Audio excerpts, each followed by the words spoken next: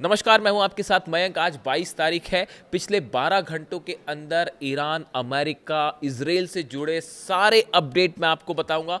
साथ ही ये भी बताऊंगा कि आखिर कैसे ईरान और अमेरिका के बीच जो बातचीत होनी थी वो बातचीत बिगड़ती दिखाई दे रही है और कैसे मामला एक बार फिर जंग की तरफ बढ़ता दिखाई दे रहा है। लेकिन शुरुआत करते हैं इस वक्त की सबसे बड़ी खबर के साथ।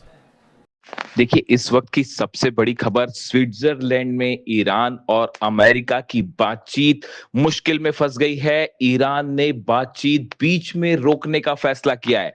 देखिए, कल ये जो घटनाक्रम हुआ, ये बेहद ही दिलचस्प है। कल बातचीत शुरू होती है ईरान और अमेरिका की, साथ में कतर और पाकिस्तान के जो डेलीगेशन है वो भी मौजूद था। लेकिन बातचीत करीब 80 मिनट के आसपास ही चल पाई थी कि इसी बीच डोनाल्ड ट्रंप का एक बयान आया और उस बयान के बाद ईरान ने बातचीत के टेबल को बीच में छोड़ दिया और अब्बास अराक्ची और गलीबाफ साहब उठकर चले गए। देखिए, ये सब कुछ कैसे हुआ। कल जब बातचीत चल रही थी, इसी बीच डोनाल्ड ट्रंप का बयान आया। डोनाल्ड ट्रंप ने कहा कि ईरान अपने सहयोगी हिजबुल्लाह को रोके, वरना ईरान पर पिछले हफ्ते की तरह हमले किए जाएंगे। इस तरह का बयान आया डोनाल्ड ट्रंप की तरफ से। डोनाल्ड ट्रंप ने यह भी कहा कि अगर स्ट्रेट ऑफ हॉर्मूज फिर से बंद किया तो इसका नतीजा बेहद बुरा होगा।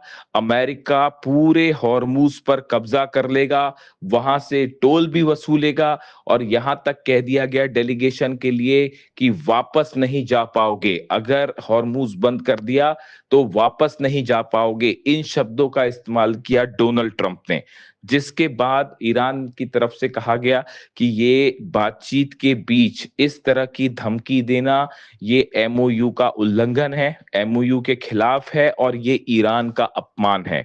और ईरान की तरफ से ये बात कही गई कि जब तक डोनाल्ड ट्रंप माफी नहीं मांगेंगे तब तक बातचीत आगे जारी नहीं रहेगी।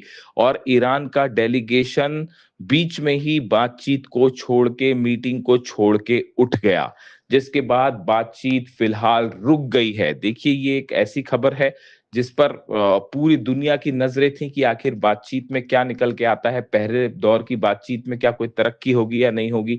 ईरान की तरफ से साफ कर दिया गया था कि बातचीत में की पहली शर्त ही यही है कि जितने हमले हो रहे हैं लेबनान पर वो रोके जाएं, इजराइल की तरफ से सेना वापस लाई जाए।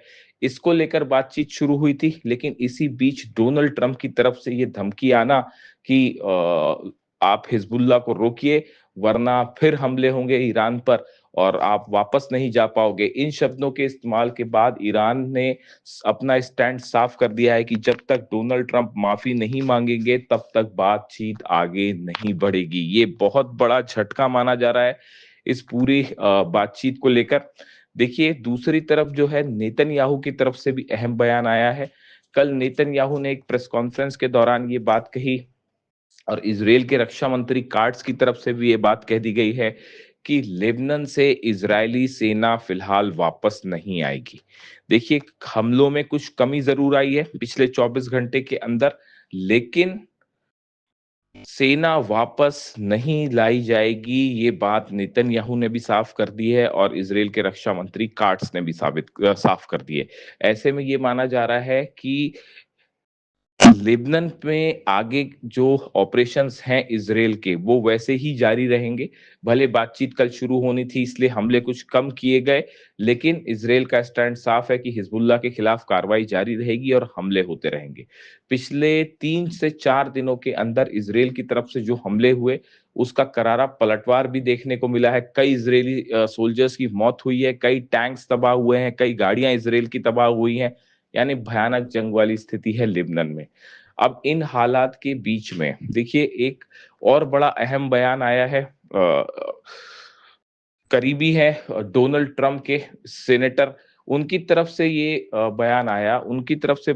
उन्होंने ये बात कही कि आने वाले वक्त में डोनाल्ड ट्रंप जो है वो हॉर्मूज पर पूरी तरह से कब्जा कर सकते हैं और इस अमेरिका जो है वो टोल वसूल सकता है हॉर्मूज से। देखिए, ये बड़ी हैरान करने वाले बयान सामने आए हैं। अमेरिका के तरफ से लिंडसे ग्राहम जो है बेहद करीबी माने जाते हैं सेनेटर, और बताया जाता है कि उन्हीं की तरफ से पूरा ईरान का प्लान भी तैयार किया गया था। इस तरह की बातें भी होती है, दावे होते हैं। अब लिंडसे ग्राहम का ये कहना है कि आने वाले चंद दिनों में कब्जा कर लेना चाहिए हॉर्मूज पर, हॉर्मूज को पूरी तरह से अपने नियंत्रण में लेना चाहिए और टोल भी वसूलना चाहिए। यानी देखिए, ये एक ऐसी बात है, ये एक ऐसा सुझाव उनकी तरफ से आया जिसको लेकर इस बात पर सवाल उठते हैं कि आने वाले दिनों में आखिर डोनाल्ड ट्रंप और अमेरिका की मंशा क्या है। अब कुल मिला के हालात ये हैं कि डेलीगेशन स्विट्जरलैंड में है, लेकिन बातचीत फिलहाल रुक गई है। डोनाल्ड ट्रंप की तरफ से अभी कोई बयान, अपने उन्होंने जिस तरह से बयान दिया उसके बाद से उनकी तरफ से कोई सफाई नहीं आई है। वहीं पाकिस्तान और कतर का डेलीगेशन भी इस मीटिंग में मौजूद था। एक बेहद दिलचस्प बात ये भी देखने को मिली कि कल शहबाज शरीफ ने ईरान के विदेश मंत्री अब्बास अरागची साहब से हाथ मिलाया, लेकिन ईरान के डेलीगेशन के किसी भी सदस्य ने अमेरिका के डेलीगेशन के किसी भी सदस्य से कोई हाथ नहीं मिलाया, ना ही उनके से किसी तरह की कोई आमने सामने किसकी कोई बातचीत देखी गई। देखिए, ये बेहद अहम बात है। पूरी तरह से ईरान ने अमेरिका की डेलीगेशन, चाहे जेडी वेंस हो, चाहे कुशनर हो, चाहे स्टीव विटकॉफ हो, किसी से भी अब्बास अरागची साहब ने हाथ नहीं मिलाया। यानी देखिए, ईरान ने अपना स्टैंड बिल्कुल साफ रखा है स्विट्जरलैंड में भी कि ईरान अपनी शर्तों पर आगे बातचीत करेगा, अपने सम्मान से किसी तरह का कोई समझौता नहीं करेगा, भले अमेरिका चाहे जो कर ले। इसी बीच ईरान की सेना की तरफ से भी बयान आ गया है कि अगर ईरान पर किसी तरह का दबाव डालने की कोशिश की जाती है या किसी तरह से डराने धमकाने की कोशिश की जाती है, तो इन बातचीत को बीच में रोक दिया जाएगा। ईरान की सुप्रीम लीडर और ईरान की सेना की तरफ से इस तरह के संकेत मिल रहे हैं।